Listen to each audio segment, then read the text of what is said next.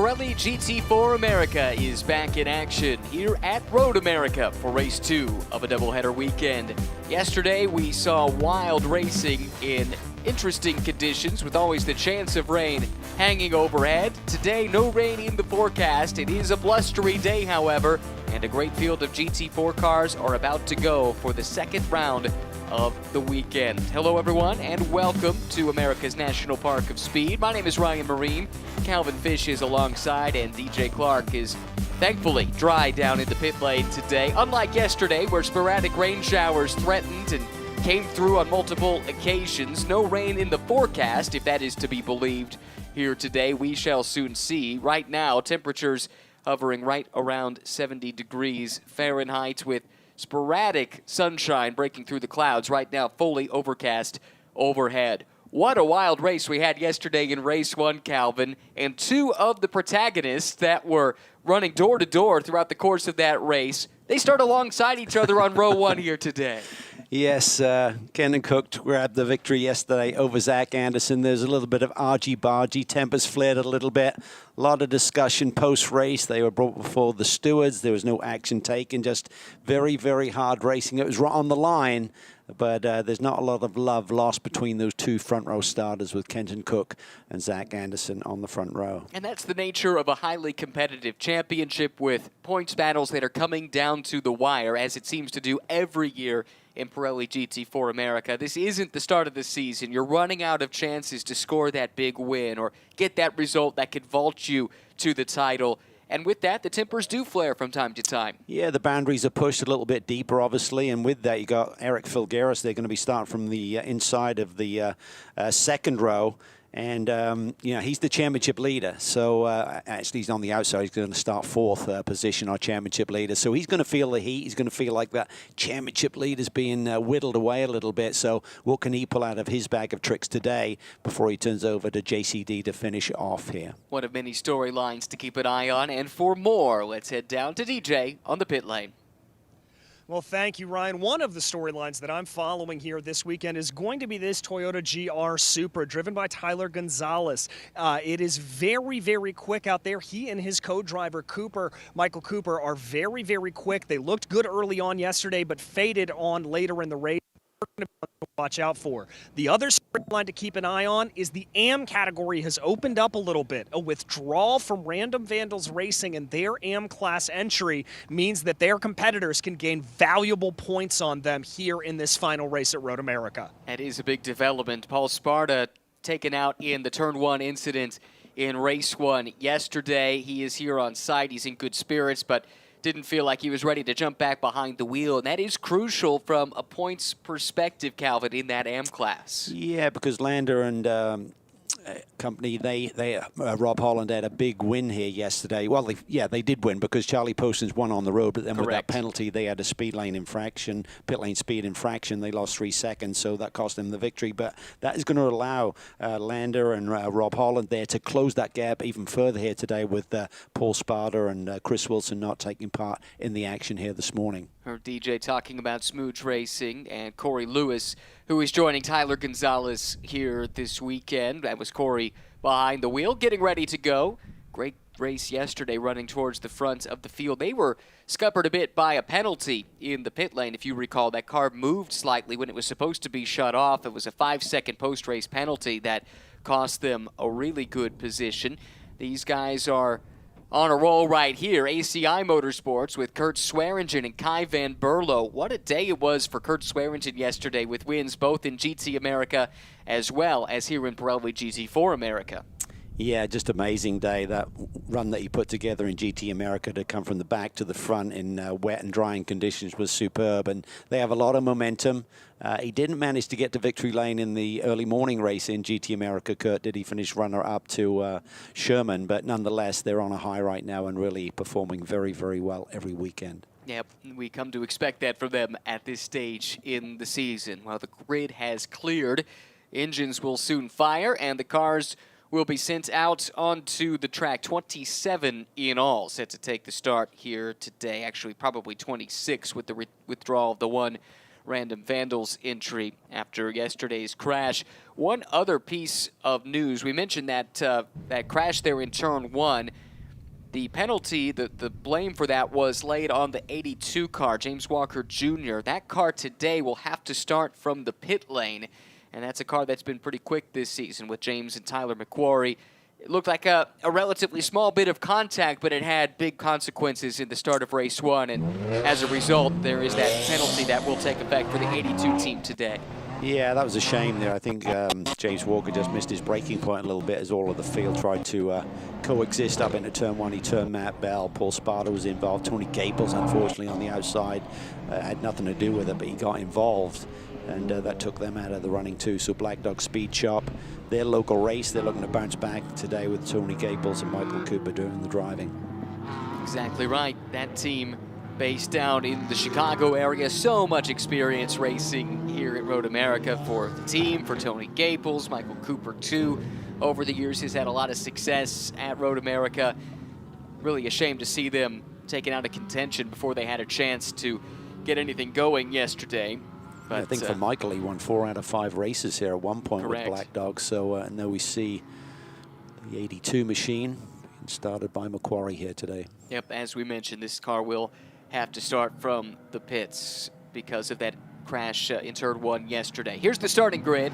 It'll be Zach Anderson and Kenton Cook sharing the front row after they battled it out deep into the race yesterday. We'll see if that continues over into race 2. Corey Lewis starts the Smooth Racing car next to Eric Filgaris on the second row of the grid. Then it's Jake Cowden for JMF Motorsports and Kai Van Berlo, the Dutch driver attending university at Vanderbilt, starting in the third row. Michael Cooper and Jonathan Newdorf start in row number 4. To the 5th row, that's where you'll find Tom Dyer from Flying Lizard and Austin Crines from RS1. 6th row belongs to ex-IndyCar driver Matthias Leist, and Matt Millian set to roll off in the 12th starting position overall.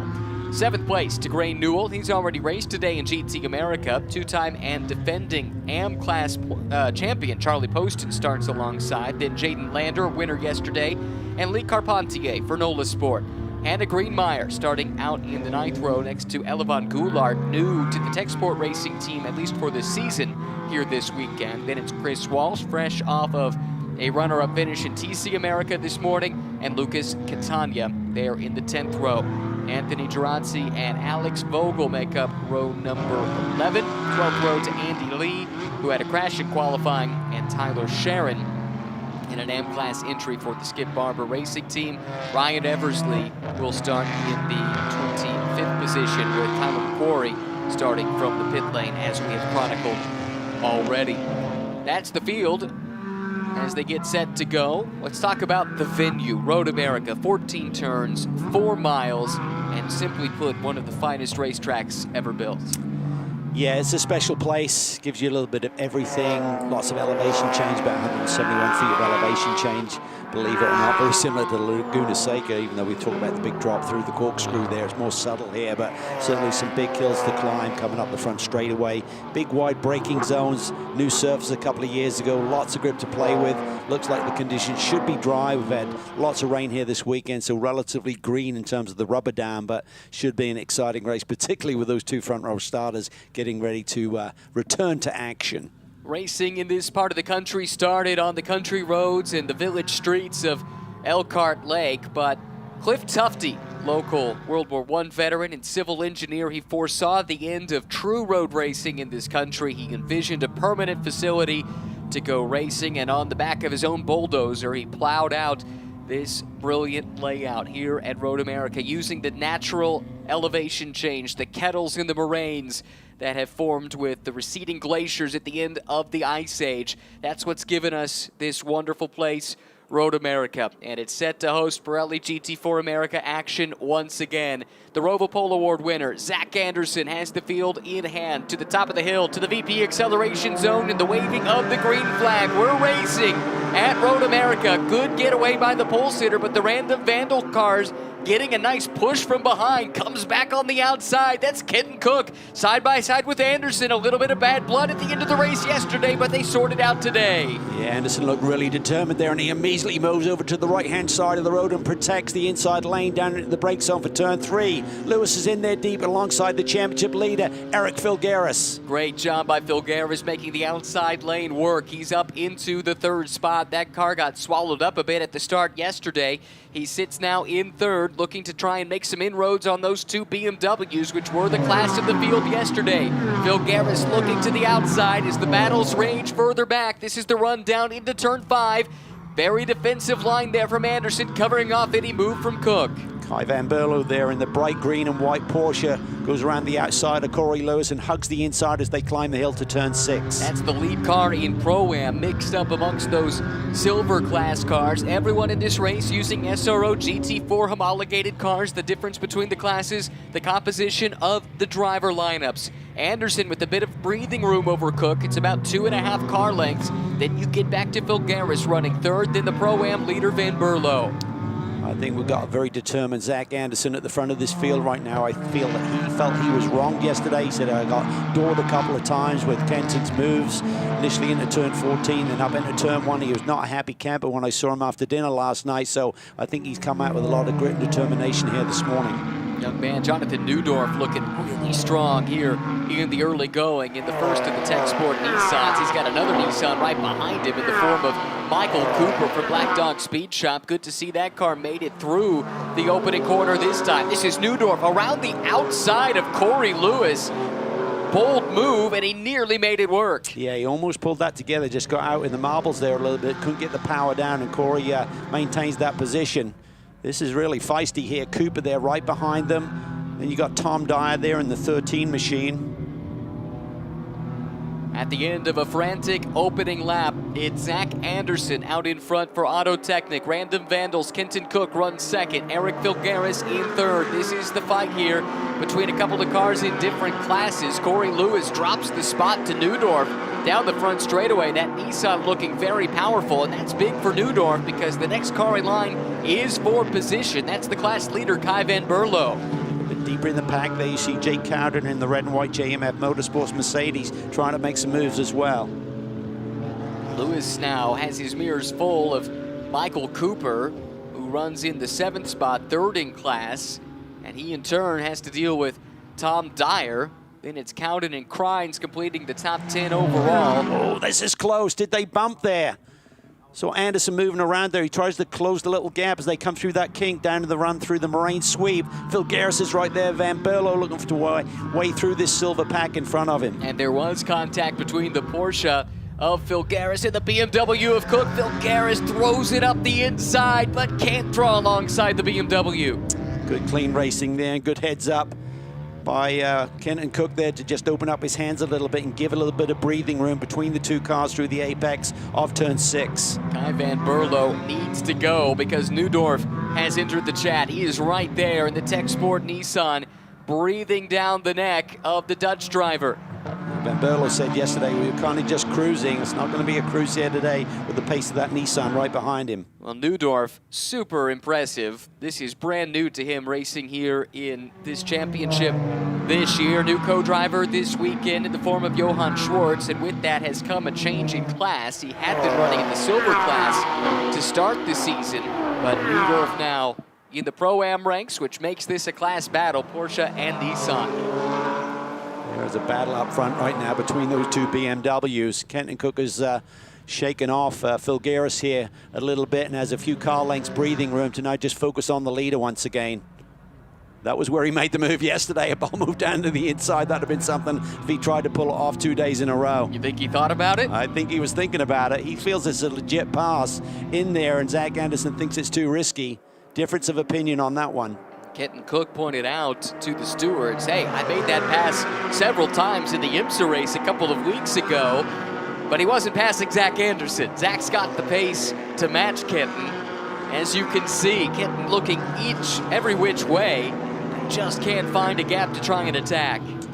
This is fantastic stuff, though. Despite all of the controversy of yesterday's run, they're nose to tail once again. A brilliant race with Filgaris and the other Porsche, Van Berlo, right there. Neudorf is closing in on this lead pack in a hurry. Did look like Ketton got a better run out of turn 3, and he uses that momentum to draw alongside to equal BMW M4 GT4s, and the move is made. Cook's got it. Filgaris trying to follow him through, and he's getting feisty there, shoving the BMW of Anderson down to the apex. Oh, that was really nice job there by Anderson, but now Van Berlo. Suddenly Anderson is a meat in a Porsche sandwich here.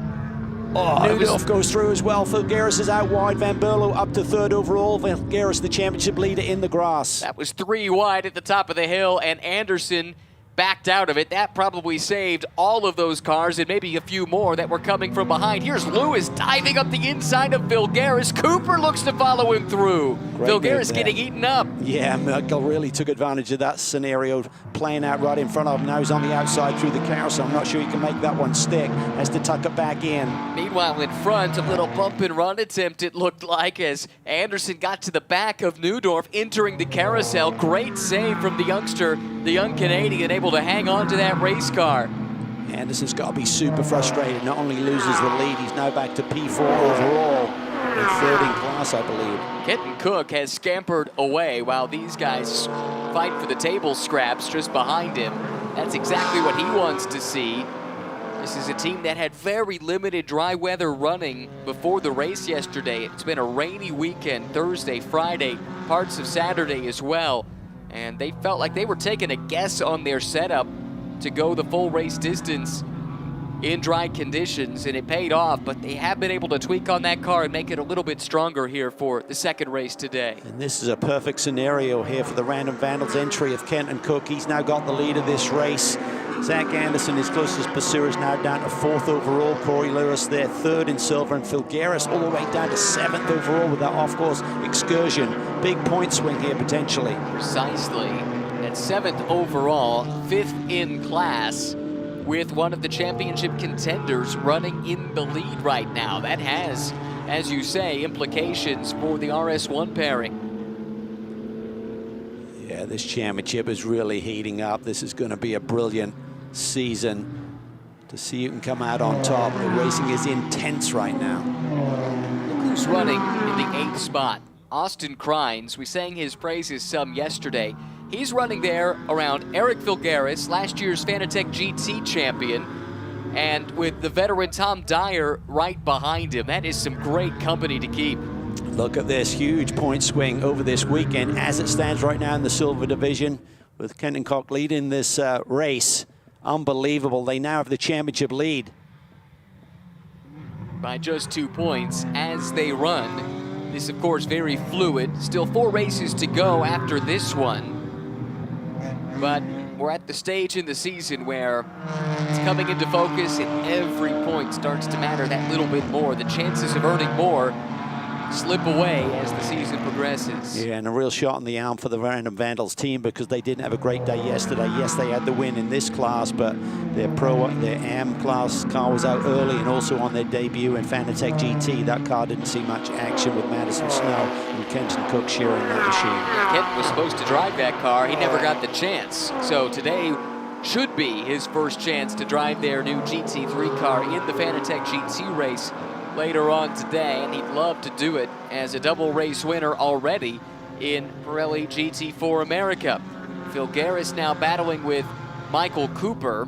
Cooper in the Black Dog Nissan. Filgaris right here in the number 28 Porsche. These are 2 cars from different classes, but the longer that Filgaris is stuck behind the out-of-class cars, the further away the cars that lead him in class get from him with each passing lap. First battle going in the M class division as well. Charlie Poston's had the lead. Lander's right there with him. Carpentier's in the mix as well. He's now grabbed the lead on this lap for Nola Sport with a 52 entry. It's good to see. That car had some mechanical issues early in the weekend, but the Nola Sport team, such a good prep shop for Porsches. These Caymans they've campaigned with so much success over the years. Good to see them running out in front once again. These are the AM class points as they run. Remember, Chris Wilson and Paul Sparta are not taking part in this race today. So now it's just a matter of how much can those that pursue them in the championship make up? Where do they finish? Or could someone who's not really a championship factor, like Carpentier here, steal some of those points away and by virtue of doing that, help out the Vandals? Yeah, and for Postons and Clay, double champions came into this year, have not had a great run, finally broke through and grabbed a victory at VIR. Should have had one yesterday without the penalty, but as an opening the door for them to suddenly get back into contention. And if you've been following this series over the past few years, the last thing you want to do is give these two a sniff of the AM Class Championship. They've won it 2 straight seasons. Still about 13 minutes away from when we could see some pit stops here. Let's talk through those rules. Different this year. If you're just watching Pirelli GT4 America for the first time this season, gone is that mandatory pit window replaced by maximum stint times. It gives us something that's approximately the same, but there is a little bit more wiggle room. Yeah, there is, because basically you can add the minimum stop time to that early stop. So 35 minutes is the max drive time for either one of the drivers. But you kind of like to pit a little bit early and then eat up some of that time before the second driver gets in. So it can be 36 minutes and 31 seconds left in this race when you hit pit lane, and then serve a perfect stop time and still be good to go. That was Ryan Eversley we saw a moment ago, coming from a poor starting position, but throwing it up the inside of Gray Newell to take another spot. Ryan with the LA Precision Racing Team, new co-driver this weekend with Alexandra Hayner, coming over from the GR Cup ranks. Ryan getting the elbows out here early in the going. He's up 8 spots now into the 18th starting position. Fastest lap of the race has been achieved by this man, as you see there on the board, but Neudorf, who sits right behind him, is only a 10th slower, so there is a lot of pace in that Tech Sport Racing Nissan. And Kenton Cook, very similar too. Kenton had the best middle sector overall on the last lap. Not much between this top 3. Cook leads overall and in silver. The 2 cars behind, they're the top 2 in Pro-Am with Van Berlo and Neudorf. Then it's Anderson and Lewis completing the podiums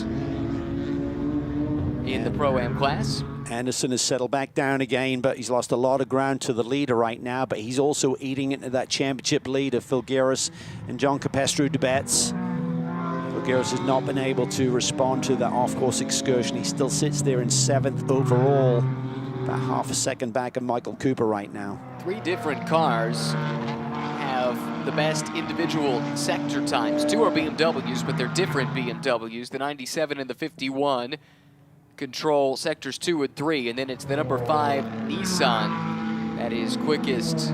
That's Andy Lee. He's doing that from mid-pack, actually, which is pretty remarkable. He's already up to 14th. Yeah, he started towards the back. He had an issue in qualifying, went off, I believe. And so he's coming from deep in the pack, but certainly demonstrating the pace of that Nissan. They're very strong here at Road America this weekend. Battle at the fringe of the top 10, and tipped into his spin is Cowden, who goes around. It's Tom Dyer, I think, to his inside there. A little bit late, it was a bit unfortunate. 34 kind of came across there to try and take the line. There wasn't enough room. Mentioned Andy Lee on the move. This is the number 5 Flying Lizard Nissan, and he has now run down a fellow Nissan team in the form of Tech Sport Racing. This is just outside the top 10 here. Elevan Goulart in his first weekend driving with Tech Sport this year in the first of those 2 Nissans, working around the outside of the former IndyCar driver Matthias Leist, race winner earlier this season. Leist able to hang on in turn 1. That opens the door now for Lee to come through, and Lee is up another spot. Yeah, busy time for Flying Lizard. They made a switch in Fanatec GT from an Aston Martin platform over to the BMW. They also lost one of these GT4 machines in a test here recently, so they had to rebuild up a new car for this entry this weekend.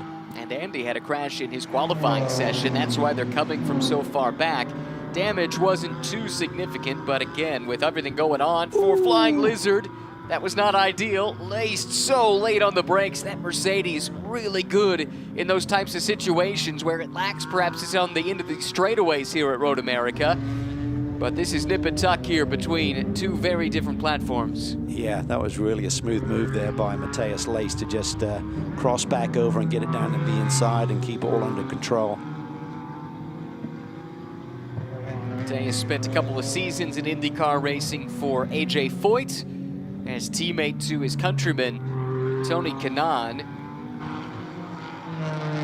He's not at a high water mark, I think it's safe to say, for the AJ Foyt racing team, so I'm not sure we got to see everything that Matthias was capable of, but you look at what he did in single-seaters on his way up, winning championships and having success in series like British F3, as well as in what's now known as Indy Next. It was known at the time as Indy Lights.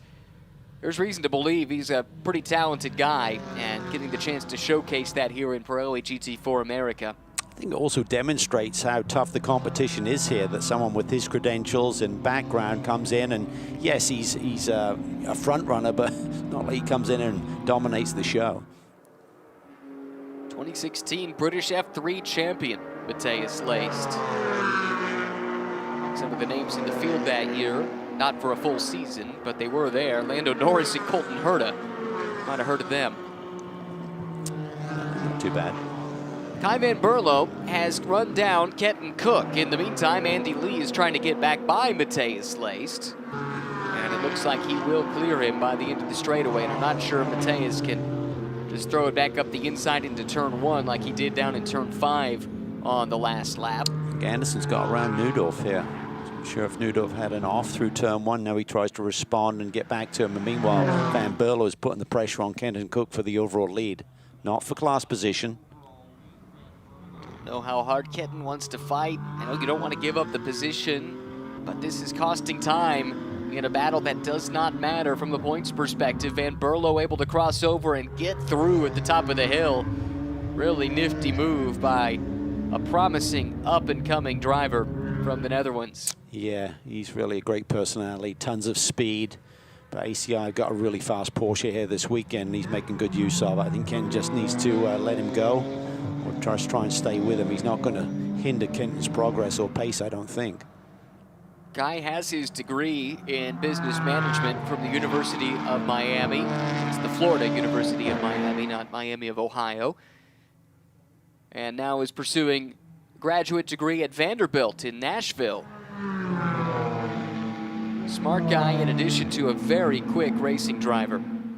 Top 4 in this race overall, set lap times within 2/10 of one another. So even though Zach Anderson lost the lead, he sits there in P4, second in class. P3, excuse me now. He's got good pace there.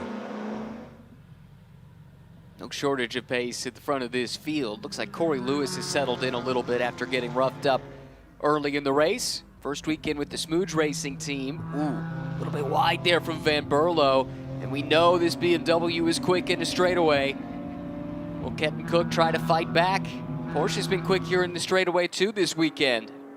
Yeah, it has. I think the Porsche's a little bit quicker than the BMW down the straightaway. We saw that with Fulgaris at times yesterday. Kevin Bowen watches on. He's going to have to resume battle, go after it with Colin Garrett, and he, I believe, will be fighting out for the potential win here this afternoon. Bad news for Tom Dyer. You see it on the screen there. Drive-through penalty for incident responsibility. This is what happened. Yeah, just gets in there a little bit late and then just washes out right at apex and gets in at the right rear corner of the 34 car and turns him. Pretty easy call. Yeah, Cowden in the 34. 2 days in a row, it doesn't look like the result's going to be there for them, despite having some really good pace. Demi Chalkis picked up some radiator damage yesterday, running in the top 10, and then the spin here today. This is second and third in the AM class. Chris Walsh, who finished second in TC America just a few moments ago in the TCX class, is starting to close in on Charlie Poston's, the two-time defending champion. Yeah, Lee Carpentier has taken off a little bit. He's got about a 2-second gap in the AM class division right now, so he's doing an excellent job. Walsh looking inside, but Postons covers that off.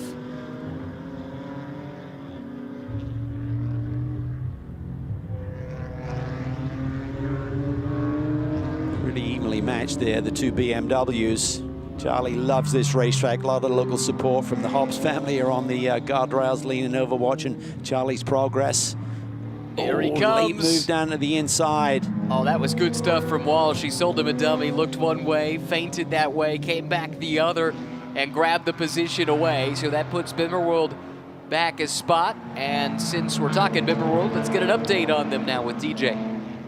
Yeah, Ryan, I just talked to the team and just talked to James Clay in particular. They're not too fussed about an overall win here. Unfortunately, as they said, with Random Vandals Racing not being able to compete in this second round of Road America, their eyes are on the championship. So it's all about points maximization and not wins necessarily. Yeah, and you know, the car that just made the pass is not one that's a contender for the title. So from that perspective, it's a little less harmful, but the big points are paid for first, and then for second, you know, 18 points is nothing to sneeze at. Still a long way to go, though. Yeah, I think for James Clay, I'll want to try and right the wrong of yesterday, where he's a little bit fast on pit lane on entry there. So I'm sure when he gets behind the wheel of that Bimmerworld entry, he's going to try and make up for that as we see everyone getting ready. There's Kurt Swearingen getting ready to go. He'll be taking over the overall leading car, this green and white ACI Motorsports Porsche, driven right now by Kai van Berlo. Others preparing as well. That might be Colin Garrett. Shares the car with Zach Anderson, settled in third. He'd love to get a little bit closer and make the task for his teammate Colin Garrett a little bit easier, maybe with Boehm getting behind the wheel of the Random Vandals machine. Come down to pit stop execution as well. Minimum stop time is 91 seconds. You want to be right on that number. No joker to play with this year. If you're underneath it by up to a second, you get a post-race added penalty times 10. So if you're a tenth of a second under, you'll have a 1 second penalty. If you're 9/10, it starts to heap up. A couple big movers in this race. Van Berlo up 5 spots overall to get there to the lead, as you can see in the progression in our race vision powered by AWS. Andy Lee has charged through this field to get up inside the top 10 overall. That should set the table nicely for his co-driver Tamir Hott. And we mentioned Ryan Eversley earlier. He's been charging up through the field too, now 14th, although it looks like he just dropped a spot back to Tyler McQuarrie. That's a recovering car as well. McQuarrie, that's the car that started from the pit lane and already has worked its way into just about the top half of the field. Yeah, about 30, 40 seconds away from the pit window opening. Doesn't have to be given to the leaders initially. It'll be someone deeper in the pack who can dive in. Again, if you got a slower driver in the car right now, you probably want to get them out and get your fast driver in. Vice versa, if you've got your fast driver on board, keep them out there, maximize that 35-minute drive time. Pretty good parity on display as well here in the early stages. 6 manufacturers inside the top 11. As we approach halfway, there's Carpentier and McQuarrie scrapping it out with Eversley sitting right behind and Elevon Goulart leading this freight train.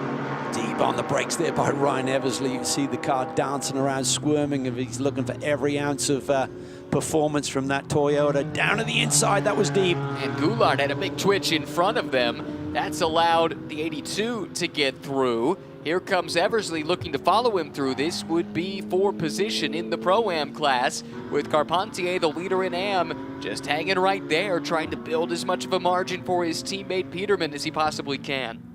Nice moves there by Ryan. See why he so far at the tail of the field, what his issues were in qualifying here yesterday, but he's putting in a tremendous charge right now. Think about the quality of this field with guys like McQuarrie and Eversley outside of the top 10. That's the depth. You have to execute the perfect weekend if you're going to be at the sharp end of the points.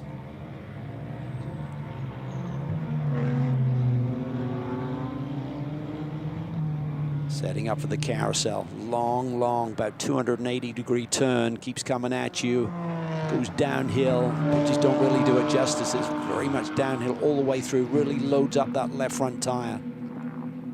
was some kind of a technical issue that affected this car in qualifying in both of their sessions, so they've had to come from the back both days. Get a new teammate for Ryan this weekend with Alexandra Hayner. Sitting right there behind that BMW, looking awfully threatening. There's a Darth Vader type look to this paint scheme too. Makes it look that much more intimidating. Wow. Deep there. Big right, bump. using every inch of the road there. It's like that Toyota rides that big bump at the end of the curbing there pretty well.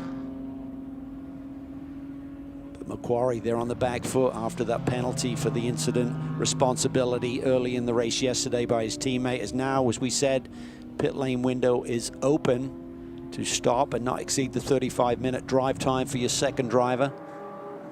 We see Eversley coming in. Others that are coming in include Corey Lewis. That was a top 5 overall car. Oh, and a problem here. Further back, this is the father and son pairing, is it not? The Catanias with a cut left front. It's just ripping, shredding that left front corner. Oh, there's debris everywhere. That might necessitate a cleanup. And now, seeing that, we see a land rush onto the pit lane. Got to respond in case the safety car is sent, so people will be monitoring the situation. Meanwhile, the leaders are still out there. They didn't have the opportunity to get that info and dive in. We expect these drivers ideally would want to stay out there and maximize their drive time. And Burlow in particular, as the pro and a pro-am lineup. Getting down towards where that debris field is, I think. Teams will have been watching the footage and they'll pass that along. Yeah, you could see chunks of race cars scattered all over the place. This really is not a section of the track you want to have a cut tire. High speed, high commitment, and oh, more of that BMW flying off every time that tire carcass flaps around. Yes, Lucas Catania behind the wheel. I think he just needed to moderate his speed a little bit more just to not do so much damage, as that car's going to be wrecked. There's no way it's going to be able to continue. Does so much damage, not just to, you know, the physical construction of the car, but also you think about all the sensors, all the electronics, everybody sensing there's likely to be a full course yellow coming, and even those that ideally would like to extend this stint electing to come Look in. at Zach Anderson, how late he was on the brakes there. Yeah. Not sure if maybe Kenton Cook was stymied a little bit by Van Berlo's entry speed, but Anderson definitely decreased the margin there. That'll put the pressure on the Random Vandals group to perform a good pit stop. Otherwise, Garrett's going to be all over Kevin Bohm when he gets behind the wheel of the 97 car.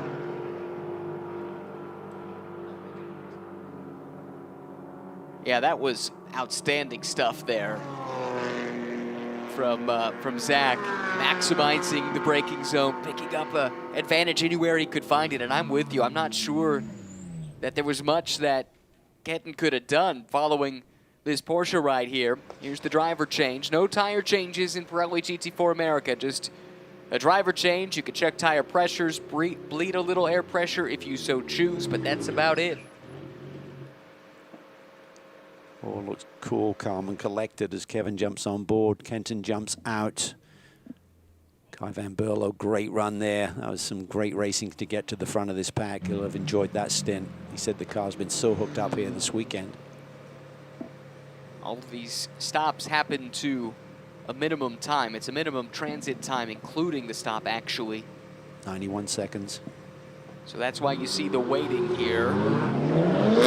Quick work by the Random Vandals team. They're going to have to give that position up, though, at pit exit because of the overlap with a car in the fast lane, and they will be nose to tail. Top 3 overall leaving the pit. Swearingen immediately sees the BMW sweeping around to the outside, wasting no time, and the safety car is out.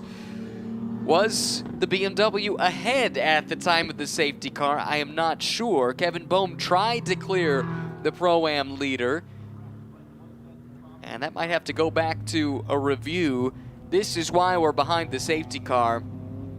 There are chunks of BMW all around the racetrack after a puncture for Lucas Catania. This is not going to be a quick cleanup because he literally spread that for about a mile or so. It goes from the entry to the kink all the way up to pit lane. Yep, you're right, unfortunately. At the halfway mark, the race is led by ACI Motorsports. Kai Van Berlo started the car. He's out now and with DJ. Kai Van Berlo, a mega first stint there to get yourself into P1 overall. Tight race off the pit lane, but talk me through that first stint and the move you pulled on Kenton Cook. Yeah, I mean, at the end of the day, went into turn one, just tried to play safe, to be honest. I mean, it's us to lose right now, leading in the Pro-Am standing, so you got to be mindful with the amount of risk you take. Opportunities opened up, so obviously you pursue them. Ended up in fourth position and realized that I had quite a bit of pace to the cars in front. At the same time, they're in silver class, so I didn't feel the need to take an immediate risk, but then they started fighting, and I knew if I didn't take the opportunity, the people behind me are going to take advantage of me. So started driving a bit more aggressively. Opportunity opened up into six. Passed the two cars on the inside, which was a bit tricky, but it worked out. Then stuck behind Kenton, and I was like, okay, we're going to follow, try to pull away, create a gap for Kurt. But we started closing in on him, and as I said, you know, if an opportunity presents itself, you got to go for it. And that's what I did. It worked out. We got clean air, managed the tires from there, the car from there, no risk, and now it's up to Kurt. But so far it's been great. As I said yesterday, car's been amazing all weekend, so credits to the team. Let's see what Kurt does now. All right, well, I think passing two cars into turn 6 may be the understatement of the century, but as a little bit tricky. But nevertheless, great run for you, Kai, and we'll see you at the race's end. Thank you. Thanks, DJ. Good to hear from Kai on the safety car here. Pit stops, always dramatic. While we were in that interview, we saw this. Random Vandals team talking to one of the pit lane officials. Exiting pit lane. Right at the exit of pit, and then the yellow came out. We just want to start I think they're making the case that they had already made the pass when the safety car came out. Yeah, and I think Kevin immediately arrested his speed, and then Kurt went back by him, so Correct. maybe Kurt didn't get the message as quickly as Kevin did. Everyone's still hustling around, presumably to catch up to the safety car. But yeah, I think that was my read on it too. Safety car has picked up Michael Cooper. So there are a few cars, it would appear, that were not able to get into the pit lane before the safety car came out. The pits do close, or you can't do your service in that situation. Because again, two cars leaving. There's no question here about what has to be done. The BMW in the transition lane there, if there's any overlap, it must get behind the car in the fast lane. But it's right here, and it's all about the timing of when the yellow comes out. Was Kevin Boehm around the Porsche at that point or not? And that becomes really important because that would put a one-car buffer between Kevin and the pursuing Auto Technic car of Colin Garrett. Yeah, and all of these cars now catching up to the pack that's been arrested in speed. Michael Cooper and others, I think 4 or 5 of the top cars still on track, have not hit pit lane yet, so this is going to backfire on them a little bit. Well, we're talking Random Vandals. Let's get the perspective of Kenton Cook now with DJ. Down with Kenton Cook, silver class leaders here at this point. A little bit close coming off a pit lane, but talk to me about the pit stop strategy there. It seemed like you guys maybe had to pit a little bit earlier than you wanted because of that safety car? Yeah, exactly. There was a bunch of debris there on that that final lap. We were, I got the notification from Nathan, our engineer, that okay, the pit window's open here. So if anything is going to happen, we got to get in before a yellow occurs. So thankfully, when we noticed all the debris there, we were able to duck in and get in before the yellow came out, and that's a good thing because now when everyone else stops, they're going to kind of cycle to the back of the field there, so we'll have track position again once everything cycles through. But yeah, it was fun racing with Kai and Zach there.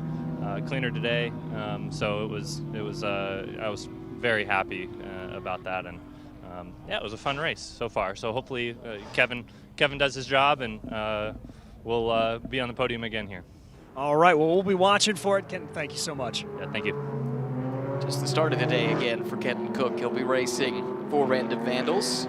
First weekend for them in Fanatec GT World Challenge America, powered by AWS. That race coming up, and with coverage beginning 1:45 Central Time here in Wisconsin. So the pits do close when the yellow comes out. They're open now, and those that are taking the service, unfortunately, were caught out by this yellow. They'll cycle to the back. We've got Lee Carpentier still out.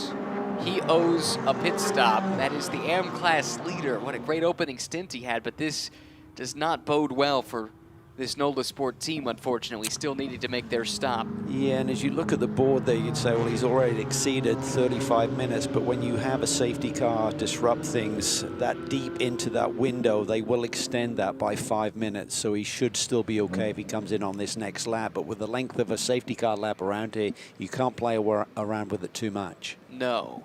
His last lap was right at 4 minutes, so to your point, it gets pretty tight pretty quick. There were a few other cars that are a lap down, kind of trapped behind the safety car. They're about to get the wave by. Here they come now, in fact. These two cars, because they were... Ooh, Carpentier is about to take it, and I don't think he would have been eligible for that. Hopefully he tucked back in line. The two cars in front of him were eligible. They were trapped behind the safety car and their now he's class trying to leader. give it back, yeah. Yeah. Well, good eye there, Ryan. Yeah, otherwise he'd gain a lap on. This is the overall leader at the Yes, moment. exactly. Because he has not pitted. He's got a, well, he can't hustle because the safety car is controlling the speed, but he needs to dive in this lap, otherwise he's going to be in trouble. Correct, because of the maximum stint length that we've been talking about. It's a lot for the teams to keep track of course, but it's part of racing at this level. To Kenton's point, those cars that are pitted are now going to cycle to the front of this pack. It'll be led by Kurt Swearingen. We're still waiting to identify if Kevin Boehm did arrest his speed as soon as he saw that full course yellow signal given to him, and Kurt did not, so that may be the next thing we're going to try and sort out. Race control will be busy with that, making sure the order of the field is correct. Unclear if it'll be Swearingen or Boehm leading the field to the restart, but Garrett, Schwartz, Gonzalez, John Capestre-Dubets, Roland Crines, Tony Gaples. That's the way that the field looks. Although a couple of those that might still get shaken up a little bit with some of those cars coming in this past lap to take their pit stops. So you can see how the pit stop times went. Does anything stand out to you? Any gainers or losers? Anyone who might have run afoul of the minimum pit lane delta?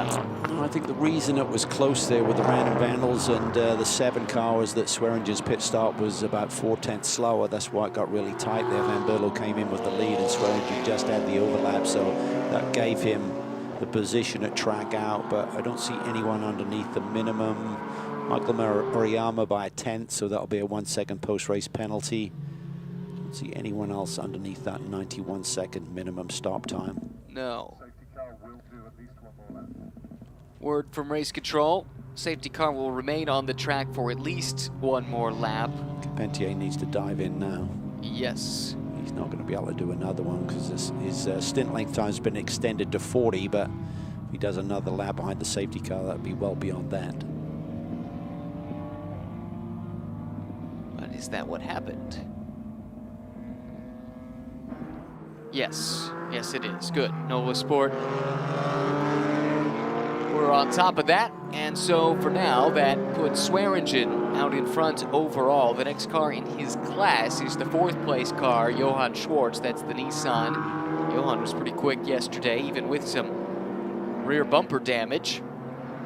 And keep an eye on Tyler Gonzalez, the gear wrench Toyota Supra right there coming through the picture. That car was super fast yesterday. And then what could JCD, John Capestre-Dubets, do in that Porsche? Yeah, this is not just a 97-51 battle for the silver win. There's going to be some other players having a say in this one, including, as you mentioned, Tyler and JCD. Right. And Johann Schwartz there is running 2nd right now in Pro-Am, 4th overall on the road. Great job by his young teammate, Jonathan Neudorf. Yeah, we heard from Johann yesterday, his first time getting to work with Jonathan here this weekend. And he was full of praise for the young Canadian, the job he's been able to do. Here's the word from race control. Reorder car 97 ahead of car 7. That's already happened on the track. And Random Vandals, they argued their case, and they got it. I think we'll have a look at how this played out.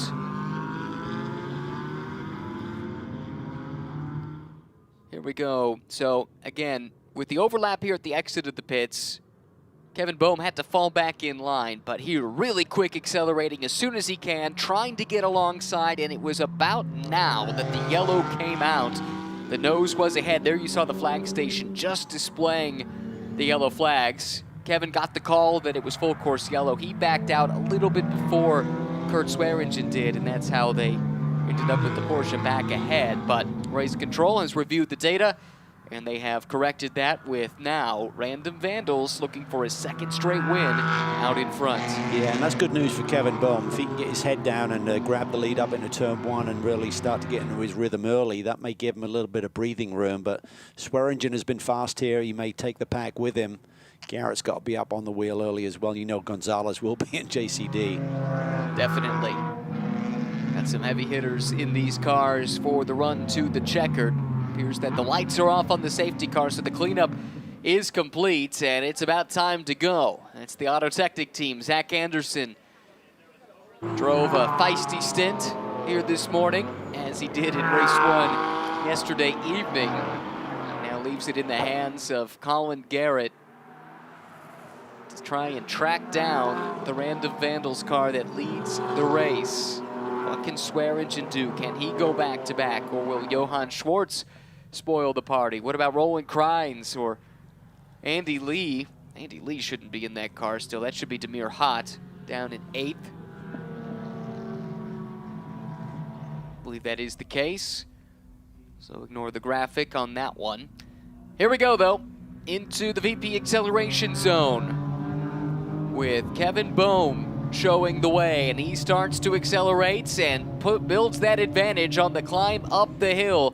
How quickly can Colin Garrett get past the Pro-Am leader of Kurt Swearingen? Swearingen looking awfully strong, actually draws a bead on Boehm. We got a battle for the overall lead starting to break out here. This could open the door for Colin Garrett to get aggressive. He does! He gets to the inside and into the side of Swearingen, who goes off into the kitty litter. Wow. Huge moment in the race and potentially in the championship. Kevin Boehm is clear out in front. The Supra of Gonzalez has sprinted up into 2nd overall, drops a wheel, a corner exit, but that now becomes the 2nd place car in the silver class, and they fan out with a fierce battle further back in the field. Yeah, great restart there from Gonzalez. Then he drops a wheel on the exit of turn 3, and that's made him vulnerable on the run down into turn 5. What will they do about Colin Garrett there with that moment? Gonzalez goes wide again. Settles back in 3rd overall now. It's a hornet's nest further back. Battles end every which way you look here at Road America. Kevin Boehm, though, clear of it, out in front. That was great news for him. Look who's come up into 2nd. It's John Capestro-Dubets. Yeah, that was mega. Just really took advantage of that little bobble by Tyler as they exited turn 3. We knew he'd be up on the wheel, so auto technique is not the consideration for Kevin Boehm right now. It's all about JCD. What can they do? Did not have a great day yesterday. Yeah, podium run, but that got their championship lead eaten into. It was not a good start to day 2 either. That car restarted 6th. Now it runs in 2nd. Huge, huge moments there for Eric Filgaris and John Capestro-Dubets. We saw a moment ago. Roman D'Angelo's putting some passes on. He's now inside the top 10 overall. Kreins fighting with Schwartz, fighting with Demir Hott. Everywhere you see a battle here. Hayner now doing battle with one of the Heart of Racing Aston Martins. And yesterday's winner in the AM class. How about Rob Holland and Jaden Lander there? Oh, somebody got punted. That was Hayner off into the concrete barrier, and that car is done. Yeah, it's going to bring out a safety car. Unfortunately, that left rear suspension is broken. That is a shame. Ryan Eversley put on a great drive in the opening stint. Got a penalty coming. Oh, this is for the race leader. The 97 drive-through penalty for a pit lane speed violation. Wow. Wow. I wonder if it was on exit, trying to get the jump, or if it was coming into the pits. I don't think it was on him, because remember we talked about Kenton Cook being stymied a bit by Kai Van Berlo. I'd have to feel it was Kevin Boehm on launch potentially. Or pressing the button a little too soon, trying to get out of the pit lane to make that pass to put him out in front. Safety car is out, and that's bad news for this car. They wanted to get that penalty served and try to recover. You cannot serve it under yellow. And if it gets, if for whatever reason the race doesn't get restarted or they don't have a chance to serve it under green, it gets converted to a time penalty, which is extra costly under a safety car. Yeah, it really is dramatic. There's 52 seconds would be added if you don't serve it during the race, so you want to get the job done. He can't do it right now. Kenton Cook cannot believe this as he watches on after a mega stint, and with it, championship implications. What a turnaround for RS1 and the 28 car. They now sit there second on the road. They'll assume the lead. We've still got to wait and see if Garrett gets any sort of penalty, and the 97 car's got to come down pit lane. Huge swing back in the other direction. Wow. Oh, and this is Kurt Swearingen, erstwhile race leader in Pro-Am. Championship leaders too. Correct. What a stint from Kai Van Berlo to get to the overall lead, and it all went wrong on that restart. So the other thing that needs to be adjudicated is Colin Garrett, who sits in fourth. There was the contact there with Swearingen. This could be a huge day for John Capestro-Dubets and Eric Filgaris if their two closest rivals both end up with penalties to serve. Yeah, as we just mentioned, there's certainly a lot still to shake out here. Step at a time. Kevin has to stay out there. Safety car will pick them up here, I would assume, as they climb the hill at some point. But he's got to wait till we get back to green flag before he can peel in. There's Alexandra Hayner with the wonderful SRO medical team on hand. Safety car deployed. Time running out here at Road America. Inside the final 13 minutes. Several incidents to take a look back at. We'll start in turn one. What do you make of this, Cal? Well, let's just wait and see. Colin Garrett down to the inside on Kurt Swearingen. Yeah, I think that's going to get a call, and then he's slow. Swearingen's car is wounded, obviously, as he had to limp it back to pit lane, and this is coming up into turn 14. Oh, yeah, I think that was one of the BMWs. James Clay. A second place car in AM. My, oh my. So many heavy hitters involved in these incidents. Looks like Swearingen's car, at least they got a new tire on it.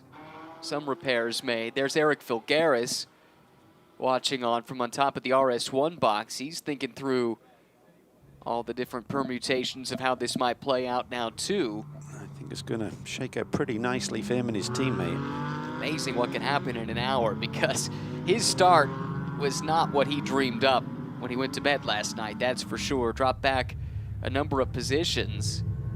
And quite frankly, it did not look like in the first half of the race it was going to be their day, but perseverance has paid off. Some opportunistic moves on the restart there from John Capestro-Dubets.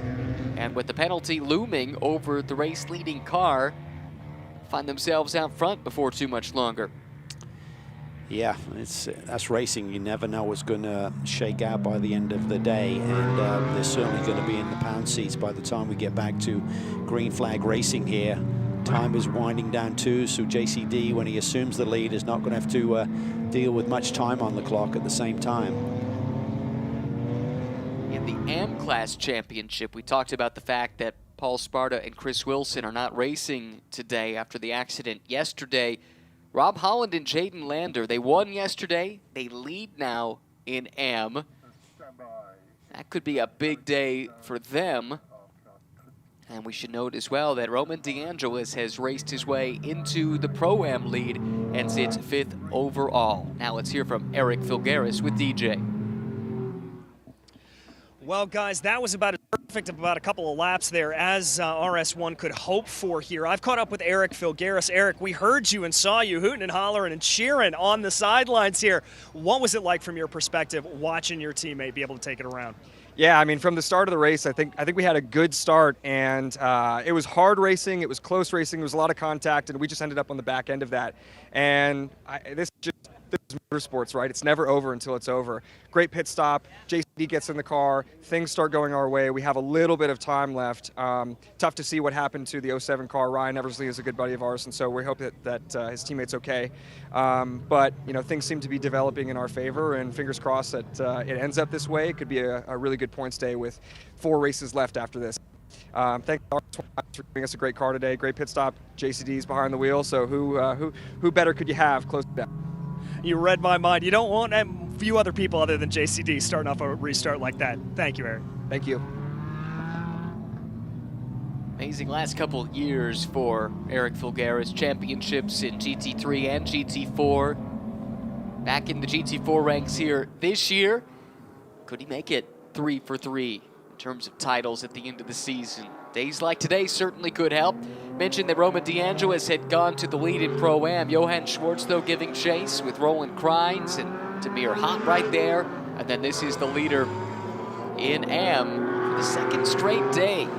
Holland and Jaden Lander. Could they pull off the sweep at Road America? Yeah, and again, as you mentioned, if it was James Clay that got into the back of Alexander Hayder, you wonder if there's going to be any sort of penalty coming his way for that. That's what it looked like to me. Yeah. And there does appear to be some damage on the fronts of the BMW. Yeah, I think you're spot on. And the Precision Racing Group had done an excellent job of getting Alexander out there in the top 10 overall, and just got kind of run over there on the entry at turn 14, unfortunately.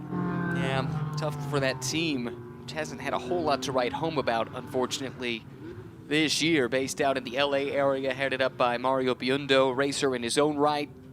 Seen him in touring car series over the years.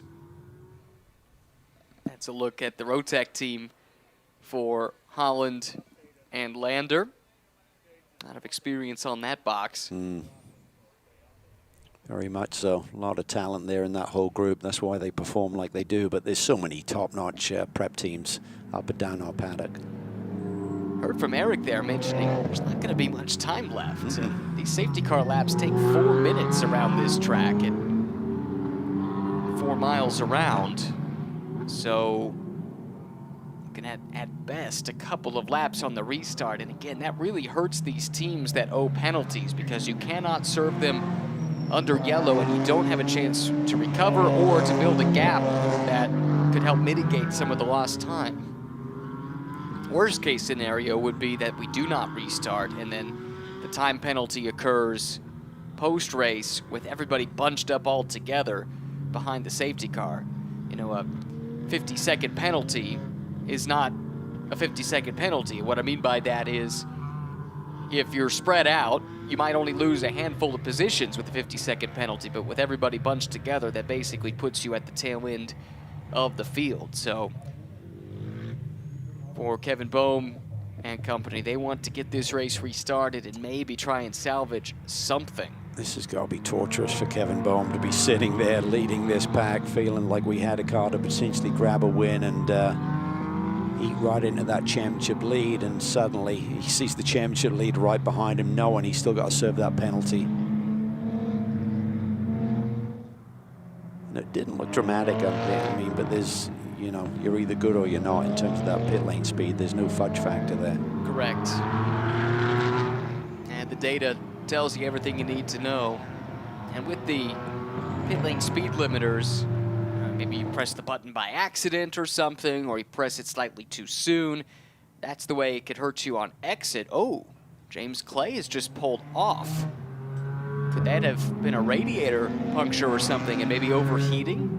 Yeah, so he's backing up into one of those safe havens, so that will not delay the proceedings any further, but not what they needed. No. Certainly had prime potential here today with another podium to eat into Paul Sparta's and Chris Wilson's championship lead in Am. Wow. Wow. Hits just keep on coming for them this year. They've not had the luck that they've had over the last 2 years, which have seen them take home the AM Championship. They will score points inside the top 10 and past the halfway mark, but what might have been. Anyway, lights off on the safety car. We will get a restart here with just under 5 minutes to go. Race leader for the moment is Kevin Boehm, but he owes a drive-through penalty for a pit lane speeding violation. Just behind, John Capestro-Dubet set to inherit the lead in silver, but Tyler Gonzalez has been rapid all weekend long as Boehm accelerates away. Gonzalez right there on the tail of the Porsche, and then we get Colin Garrett, who too may have a penalty coming his way due to some contact on the last restart. Then it's the leader in Pro-Am, Roman DeAngelis, Johann Schwartz in second in class, and Roland Krein's behind. They fan out further back as the battles resume again. Tony Capel's looking to make a move towards the back of the shot, and here comes Colin Garrett looking on Tyler Gonzalez. And with the clock right now, it's really tight between 2 and 3 laps to go. It's right on the number there. I'll have to wait and see how this develops. Depends on this pace as they get back to green flag action. Side by side there with the 51 Carl Garrett. Is he going to get a call from the steward's office as well before this race is over? Car 36 has been issued a drive-through penalty, but that's James Clay. That was for the incident involving Alexandra Hayner that brought out that last caution. Here comes John Capestro-Dubet looking to the inside of the leader, Kevin Boehm, and he gets to the flank. Do they make contact? No, they do not. It is clean. In the background, it's the Aston Martin, the leader in Pro-Am, coming through, passing Colin Garrett, who just was issued that drive-through penalty that we thought might be coming his way. But the battle for the lead continues, although again, Boehm still owes that penalty. So JCD wants to get clear of him if he can, because this becomes the battle for the lead with Gonzalez around the outside. Might be some strategy here by Kevin Boehm trying to delay our championship leader to allow Gonzalez to get to him. That's exactly what's happened. Oh, they make contact there in the carousel. Can they make this work side by side? This is for the win, don't forget, potentially. Gonzalez is through on JCD. Boehm will have to hit pit lane here. Gonzalez is through. That was tight there through that high-speed carousel, nudging into each other. A little bit of argy-bargy. They managed to survive that moment. A wild final 5 minutes here at Road America. The race leader owes a penalty. The car in fourth owes a penalty. Both are drive-throughs. So these two are watching right here in the middle. These are effectively the race leaders. Tyler Gonzalez just took that Smooge Racing Supra to the front. Could he and Corey Lewis share victory here in race 2? Next car in line is Roman DeAngelis. He's the leader in Pro-Am. He's got a bundle of cars right behind him. He's got to keep the hammer down. Here comes Colin Garrett to serve that penalty. Kevin Boehm electing to stay out. There's a risk with this because if there is a yellow and everybody gets bunched up again, that time penalty, as we've talked about, becomes that much more of a punishment. But they're going to run that risk, try and build a gap to mitigate the time loss. Tight here on the clock as to whether time will be out by the time they get around. I believe this is the final lap. It was super tight. Oh, so then for Boehm, that does become a post-race penalty guaranteed. He could dive in, I guess. That'll be a weird one to work out because he won't fully serve it. He wouldn't have driven out of pit lane. I guess he could come in now. He'll have served it before the end. Maybe that's the strategy they're playing, trying to keep him out front, gap as many cars as he possibly can. But here comes Gonzalez for the lead on JCD. A little bit of a rub there. He gets to the inside as they climb the hill. More contact. JCD threw it down the inside. He got to the lead. Gonzalez leaning on the Porsche, trying to take it back with half a lap to go. Interested spectator running just behind is the leader in Pro-Am. We'll see what happens here between the top two in silver. Disregard the BMW coming through the shot. There's a penalty that still needs to be served there. This is the fight. Porsche versus Supra here in the final sprint to the checkers. Yeah, by the rule, you're allowed to pass the stripe twice, then you have to serve the penalty. So Kevin Boehm's not running afoul of that. Curious to see how it would work out if he decides to come into pit lane. Checkered flag would be out as he's cruising down pit lane, but that might be their strategy, or they're just going to serve a post. Either way, battle continues here for the win. Porsche and Supra for the final time. Down to Canada corner. The Supra looks strong at the end of the straightaway. JCD covering it off as best as he can. Gonzalez squirming under braking late on that middle pedal. puts the power down. Woo. Big old slide out of Canada corner. The fight is not done yet. Just a couple corners to go. John Capestro-Dubets racing for the win, racing to boost his championship bid. And he is gapped. Tyler Gonzalez, he's not in position to make a late race move into 14. Whereas Kevin Boehm, he stays on the racetrack. Kevin Boehm still will have a penalty issued to him after the race. So effectively, the two cars behind are the ones to watch. John Capestro-Dubets from 6th on the restart takes the win. He and Eric Filgaris in RS1 hang on to fend off the Smooth Racing Challenge in the final stint. The win in Pro-Am to Roman DeAngelis in Gray Newell, and Rob Holland and Jaden Landers sweep the weekend in the AM class with a top 10 overall finish. Wow, that was a crazy day. Filgaris celebrates, increases their championship lead, heading to Barber. Both JCD and Gonzalez were issued warnings for blocking. No penalty, though. That was just great GT4 racing between two top-notch drivers. Oh, and still a lot to sort through post-race. Let's see how far down the order with that penalty did the Random Vandals car go. 20th. 20th overall. And interestingly, behind Colin Garrett, who elected to actually take the penalty as the drive-through. Well, post-race, I always feel is a little unfair because it doesn't factor in cars that stay on the racetrack. If you serve it during the race, yeah, you're still driving down pit lane, but the other cars have to traverse that amount of distance, so the time loss is less. Correct. That's why it works out that way. So that's why I'm surprised that Random Vandals elected to keep him out there. It's going to be more of a penalty by serving a post than during the race. Well, that's something they will reevaluate, I am sure. Here's a look at the dramatic moment down into turn 5 on the final lap. Gonzalez was the one actually that tried to go up the inside, gave a nudge to JCD, gave a little more than a nudge there on corner exit.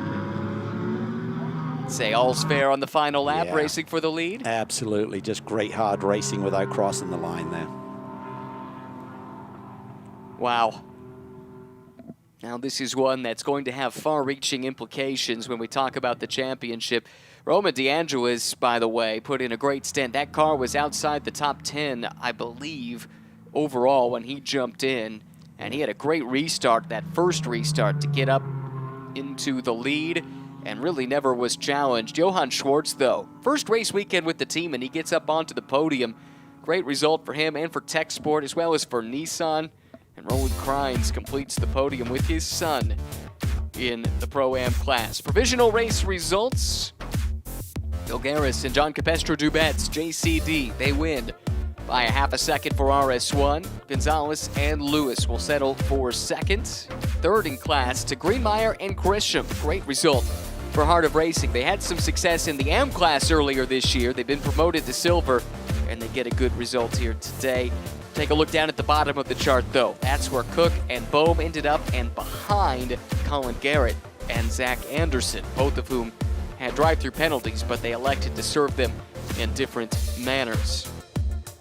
AM class honors to Rotec Racing for the second straight day, but Nick Shaney and Chris Walsh pick up second. Krug Speeds, Anthony Gerazzi and Lance Bergstein will complete the podium.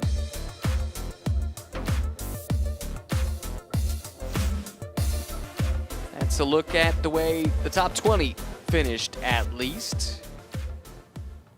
There's the race winner. Big day for them, big swing. Yeah. You think about Swearingen and Van Berlo getting that damage.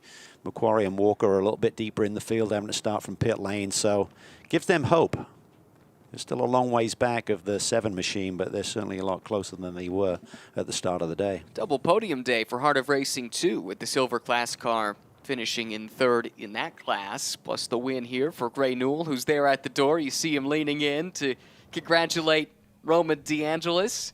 This is a pairing that formed midway through the year last year. Roman drives for this team in GT3 competition, but got the chance to jump aboard with Gray, and they've been a pretty good pairing. Yeah, it's a great atmosphere that Ian James has built over there with all of his drivers and the whole group, and they're so busy. And you know, Ian is the ultimate multitasker in terms of driving in some of the big endurance races around the world and leading the charge with all of these programs. There's Steph. He does a great job in terms of running this GT4 program for Ian. They work together back in the Team Panos days. And the overall winners in silver. That's what it means to these two. These are two hard-scrabble guys that have worked really hard for these opportunities. And they are seizing this one with all four hands. Yeah, the winner's special, but just the championship implications with everything that developed here today. They're in the middle of their celebration, but we'll have DJ go and interject himself. I want to hear from them when the emotions are hot, DJ. Let's hear from Eric Filgaris and John Capestro-Dubets. Well, we had a chance to talk to him earlier. We get to talk to him again, Eric. Picture perfect second half of that race, but you put it in great position in that first run. Yeah, that was tough. You know, again, like you and I spoke about, it was tough, close racing. There was contact, but you have a lot of really good drivers out there that all really want it. And so, you know, in the first half of the race, I felt pretty bad because I got pushed back, and I didn't feel like I gave JCD a really great position. But, yeah, he pulled it off. This guy's my hero. Thanks to RS1 for giving us a really great car. Hi to my family at home. Thanks to Tom Kopchiski, CBW Racing, and I wouldn't be here without him. And, yeah, another win. I can't believe it. All right, well, JCD, you're his hero. I mean, after a run like that, I got to say I agree with him. Well, that was a heck of a time out there. Got a little physical. We stuck in the fight. I had guys on the radio saying, we got to get back there. I'm like, we're there. And, you know, last year we came into this championship leading, and unfortunately my back was broken. Lost out on 2 championships, so to come back and get a win here is super special. I got to thank my family, all my supporters, CVW that helps Eric out to be in this program, RS1, and Hank, we see you, buddy. Hank Lindsley at home, one of my biggest fans. This one's for you, buddy, and Alexandro. We had someone here shadowing me this weekend, Racing Prodigy. Go check in, tune him out, or check out what he's got going on his social media. And yeah, we appreciate all the love, and we can't wait to celebrate. All right, well, I'm sure those celebrations are going to be fantastic. Thank you so much. It'll be a big one, that's for sure, and it's already starting in Victory Lane at Road America. Let's look at the points implications from the races here today. And we'll start in silver, where John Capestro-Dubets and Eric Filgaris now lead by 4 points over Kevin Bowman, Kitten Cook, what might have been if not for that penalty. And same thing for Colin Garrett and Zach Anderson, who now find themselves a distant third in the point standings.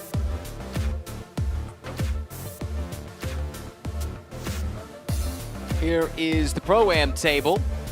Despite the disappointment today, Kai Van Berlo and Kurt Swearingen with the win yesterday find themselves in a decent position. But to your point, Cal, Gray Newell and Roma DeAngelis, they did get that little bit closer. Yeah, very much so. It'll give them a glimmer of hope. They're going to continue to push hard over the last few rounds of this championship season. No Paul Sparta or Chris Wilson in this race today, and that has had a major shakeup as a result. We've got Jaden Lander and Rob Holland now within 13 points heading into the final 4 races of the season. Up next, a trip to Barber Motorsports Park in Birmingham, Alabama. Hope you join us for that.